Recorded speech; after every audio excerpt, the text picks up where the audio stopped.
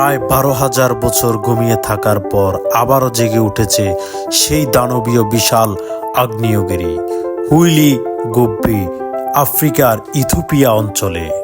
ইথিওপিয়ার রাজধানী আদিস আবাব থেকে প্রায় 800 কিলোমিটার উত্তরে অপার অঞ্চলের বিস্তীর্ণ পাহাড়ি এলাকায় অবস্থিত এই আগ্নেয়গিরি ভিতর থেকে যে পরিমাণ ছাই ও লাভা বেরিয়ে এসেছে, সেই ছাইগুলো 15 কিলোমিটার উপর দিয়ে 5,000 কিলোমিটার দূর পর্যন্ত ছড়িয়ে পড়েছে।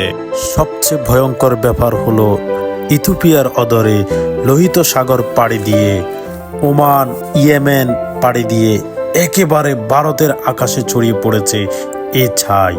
এই সকল দেশের ইন্টারন্যাশনাল ফ্লাইট স্থগিত করেছে, কারণ বিমানগুলো যে অ্যালটিটিউড দিয়ে উড়বে ওই অ্যালটিটিউডগুলো আগ্নেয়গিরির ছাই দিয়ে কাভার হয়ে গেছে। মার্কিন যুক্তরাষ্ট্রের ক্যারোলিনা স্টেট ইউনিভার্সিটির আগ্নেয়গিরি বিশেষজ্ঞ এরিয়ানা সোলজাতি বলেছেন যে একটি আগ্নেয়গিরি থেকে 12 বছর কেন 12 লক্ষ বছর পৃথিবীর ভূ আলোড়ন ও স্ট্রাকচারের কারণে ম্যাগমা তৈরি হতে থাকবে।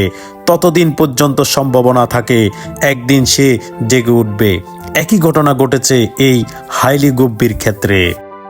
বিকট শব্দ দিয়ে আতঙ্ক তৈরি করেছে ইথিওপিয়ার জনসাধারণকে। বিজ্ঞানীদের দেওয়া তথ্য মতে সবচেয়ে ভয়ঙ্কর হচ্ছে এই আগ্নেয়গিরিটা অবস্থান করছে পূর্ব আফ্রিকার রেইভ জোনে।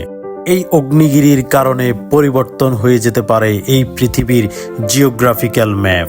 দুটি প্লেটের বিশাল সংঘর্ষের কারণে ভূমিকম্প তৈরি হয়। প্লেট যখন দূরে সরে যায়, সেই সুযোগে মাটির পাতলা স্তর ভেদ করে পৃথিবীর ভিতরে থাকা আগুন অর্থাৎ চলন্ত ম্যাগমা লাভা আকারে বেরিয়ে আসে।